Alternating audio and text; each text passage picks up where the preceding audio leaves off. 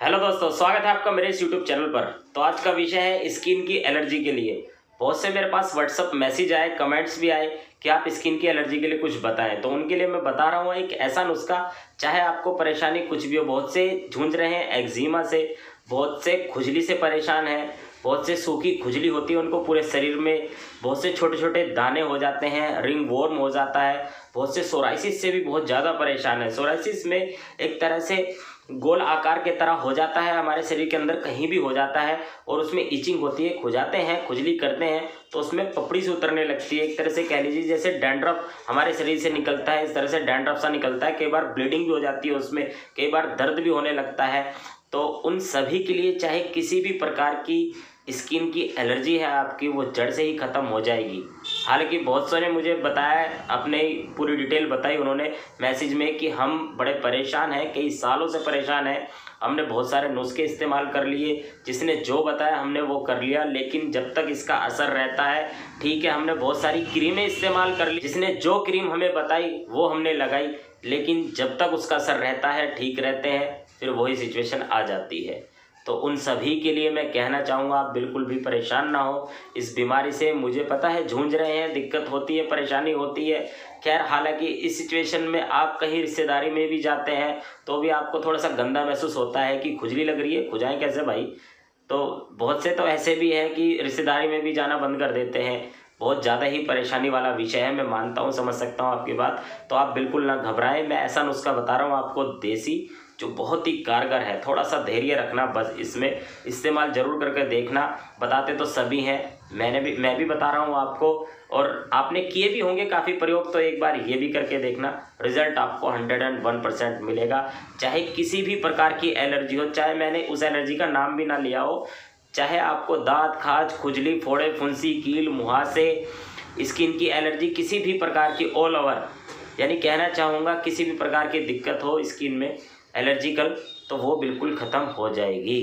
तो आप बिल्कुल ना घबराएं इसको लेकर। सबसे पहले तो ये कि इसमें पेट अपना आप साफ़ रखें, क्योंकि पेट की गर्मी से भी ऐसा हो जाता है, जब शरीर का तापमान गर्म हो जाता है हमारा, तो उसकी वजह से भी ये दिक्कत पनप जाती है। बाकी लीवर अपना ठीक रखें, लीवर में टॉक्सिन्स इकट्ठे हो जाते हैं, मात्रा उनकी टॉक्सिन्स की बढ़ जाती है, तब भी ये परेशानी हो जाती है। तो लीवर कैसे ठीक रखें, अपना खान पान ठीक रखें। कुछ मैं आपको परहेज ऐसे बताऊंगा, कुछ सब्जियों के भी परहेज रखने हैं आपको, क्योंकि अधिकतर हमें पता नहीं होता कौन सी सब्जी हमें एलर्जी कर रही है, कौन सी नहीं कर रही। तो उन सभी के लिए मैं एक ऐसी चीज़ बता रहा हूँ आपको, जो आप परहेज भी करें और दवाई भी लें और जड़ से ही ठीक हो जाए।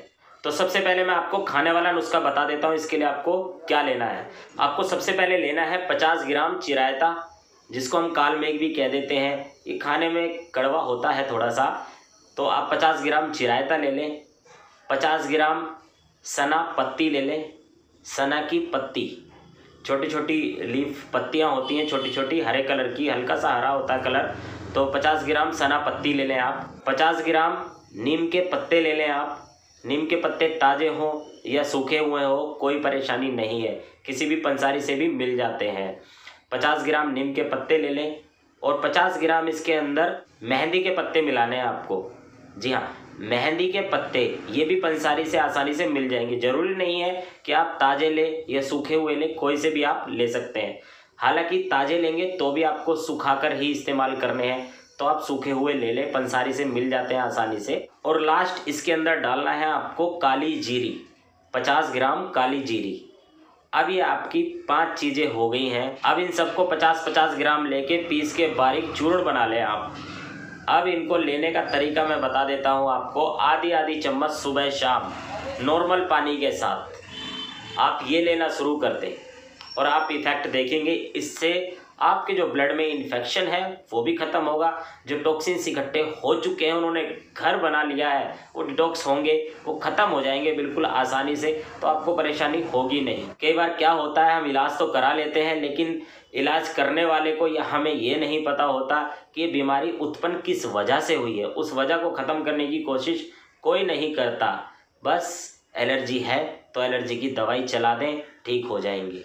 इससे नहीं होगा, जब तक उसका असर है, ठीक है, फिर वही सिचुएशन आ जाएगी। जब तक जहाँ से एलर्जी पनपी है, जहाँ से शुरू हुई है, हमें जिस कारण से हमें एलर्जी है, उस कारण को हम ख़त्म कर देंगे तो दोबारा एलर्जी नहीं होगी।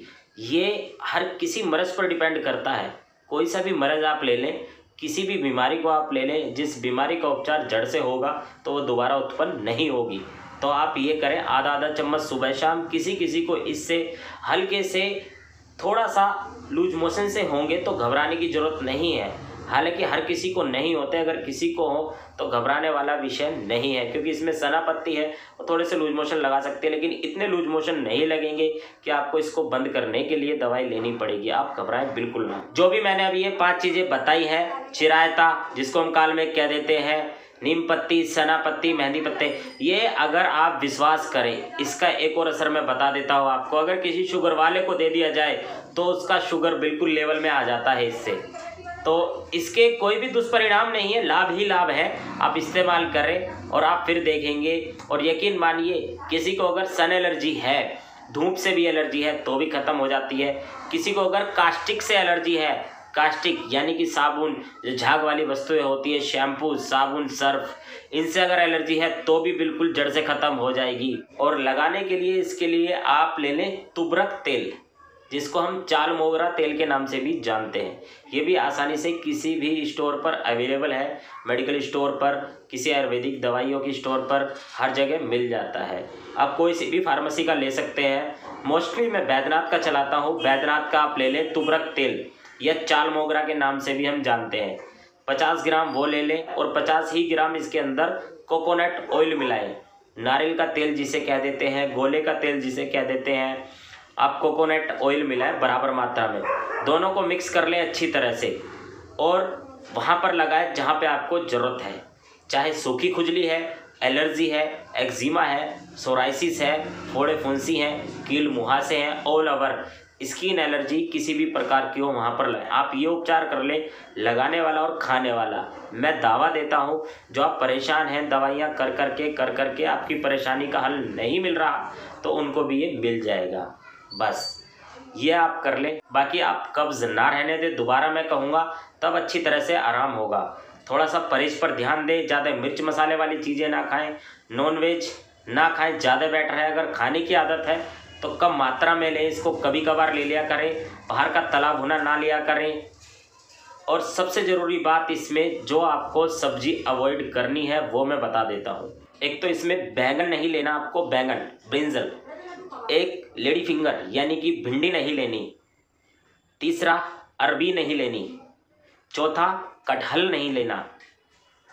नमक का, सफ़ेद नमक का प्रयोग ना करें तो ज़्यादा बेटर है, सेंधा नमक का प्रयोग करें आप। दूसरा, मिठाई का कम से कम प्रयोग करें, इमली का प्रयोग ना करें, किसी भी अचार का प्रयोग ना करें आप। और सबसे ज़रूरी बात कि दूध के साथ आप किसी भी नमक का प्रयोग ना करें। कई बार ऐसा होता है, दूध के साथ बहुत से पराठे खाते हैं, दूध के साथ रोटी सब्जी खा रहे हैं, तो वो बहुत गलत है। ये टॉक्सिन्स को बढ़ावा देता है, कई बीमारियों को पनपा देता है। तो दूध के साथ नमक का मेल तो समझ लिए विरुद्ध है। यही होता है हमारे विरुद्ध खान पान का असर हमारे शरीर में। हम सोचते हैं कि हम बीमार कैसे हुए, हमें तो कोई दिक्कत नहीं है, खान पान भी ठीक है, लेकिन बहुत सी बार हमें पता नहीं होता जो हम विरुद्ध आहार लेते हैं। ये विरुद्ध आहार यानी कि किसी के मेल से, दोनों के मिलने से हमारे शरीर के अंदर क्या प्रभाव होता है, वो भी जानना आपके लिए बहुत ज़रूरी है। चलिए आगे कभी समय मिला तो वीडियो में ज़रूर बनाऊंगा कि विरुद्ध आहार आप ना लें, क्या क्या आपको विरुद्ध आहार है जो नहीं लेना, तो आप ये कर लें। बस आपकी समस्या हमेशा के लिए जड़ से ख़त्म होती चली जाएगी। प्रयोग कितना समय करना है? आप लगभग 3 महीने करें। मैं औरों की तरह नहीं कहूँगा कि 2 महीने करो, 1 महीने करो। आराम आपको हफ्ते भर में दिखने लगेगा। रियलिटी है ये, हफ्ते भर में आपको रिजल्ट 101% मिलेगा। आराम आपको पड़ता चला जाएगा। जो भी आप एलोपैथिक दवाइयाँ खा रहे हैं वो इसके साथ में चाहे तो आप, आपकी इच्छा है, ले सकते हैं। मेरा तो विचार ये रहेगा आप बिल्कुल बंद कर दें उसको। अगर आवश्यकता है, ज़्यादा ही परेशानी है तो 2, 4, 5 दिन आप चला लें इसके साथ में, उसके बाद बंद कर दें। ये अपना असर शुरू कर देगी दवाई और आप लेते रहें। बस आपकी दिक्कत हमेशा के लिए ख़त्म हो जाएगी। एक और बहुत ज़रूरी बात कि आपको साबुन का प्रयोग नहीं करना। आप साबुन बिल्कुल त्याग दें, साबुन ना लगाएं कोई सी भी। अगर आप सोच रहे हैं नीम ले लें, डिटॉल ले लें, कोई इस तरह की साबुन ले लें, एंटी एलर्जिक साबुन ले लें, अरे भाई कास्टिक तो उसमें भी है, नुकसान तो वो भी करेगी। बिना कास्टिक के झाग कहाँ से बनेगा भाई? तो आप परेशान बिल्कुल ना हो, साबुन बिल्कुल त्याग दें। ज़्यादा अगर परेशानी आपको तो दूध से नहा लें, थोड़ा सा दूध ले ले, 2 चम्मच दूध ले ले, अच्छी तरह से पूरी बॉडी में मसाज सी करें दूध की, और सुबह नहाए। उससे निखार भी आएगी और साबुन की ज़रूरत नहीं पड़ेगी मेरे भाई। ज़रूर नहीं है आप बाल्टी भरकर ही दूध ले तब नहाएंगे। 2 से 4 चम्मच ही बहुत होता है पूरे शरीर के लिए। आप इस्तेमाल करके देखें। कच्चा दूध ले लो, बहुत बेटर है। पका हुआ दूध ले लो, कोई परेशानी नहीं है। दूध से नहाओ, कोई परेशानी नहीं होगी। और बाकी आप शैम्पू का प्रयोग अगर करना ही चाहते हैं, मस्ट है, बिल्कुल की ज़रूरत है हमें, तो हर्बल शैम्पू का इस्तेमाल करें। बाकी मैं यही चाहूँगा, अगर सिर में किसी को इन्फेक्शन है, किसी तरह की एलर्जी है, वो दवाई इस्तेमाल कर रहा है, तो शैम्पू भी अवॉइड करें।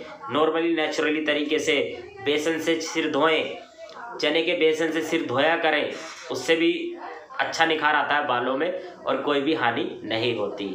और बाकी आप ये इस्तेमाल करें, रिजल्ट 101% मिलेगा। 6 से 7वें दिन आपको रिजल्ट 101% मिलता चला जाएगा, जो भी मैंने औषधि बताई है। बाकी यही आशा करता हूँ अगर मेरी वीडियो से आप संतुष्ट रहेंगे तो लाइक करेंगे, शेयर करेंगे, चैनल सब्सक्राइब करेंगे, और बाकी जहाँ भी होंगे आप खुश रहें, यही शुभकामना करता हूँ। हंसते रहें, मुस्कुराते रहें, अपने परिवार वालों का ध्यान रखें, अपने बच्चों का ध्यान रखें, खुद का भी ध्यान रखें। और बाकी कल मिलता हूँ नए टॉपिक के साथ। धन्यवाद।